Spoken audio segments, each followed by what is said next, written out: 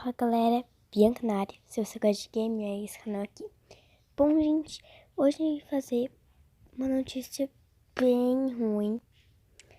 Sei, é mais uma notícia, tem muita notícia aqui no canal, mas é isso.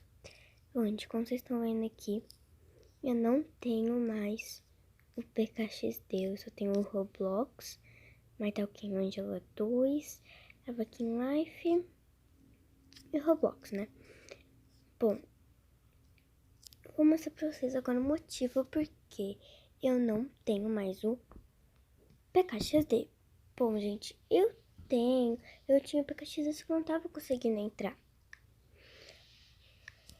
Só que, daí, porque daí ele tava desatualizado, eu não tava conseguindo atualizar. Daí, eu desinstalei e fui instalar de novo pra ver se ia dar pra... porque daí eu ia ter o PKXD atualizadinho pra eu gravar os vídeos pra vocês. Mas ó, algo deu errado, tente novamente. Eu achei que era alguma coisa que eu tava com a memória cheia, tal. Não, não era isso, gente. Eu desinstalei coisa, eu fiz um monte de coisa pra tentar ter o PKXD, mas eu não consegui, gente. Então, infelizmente, eu não vou mais ter o PKXD. Então é isso, né, gente? Ó, algo deu errado, tente novamente. Então, tchau, gente. Até o próximo vídeo.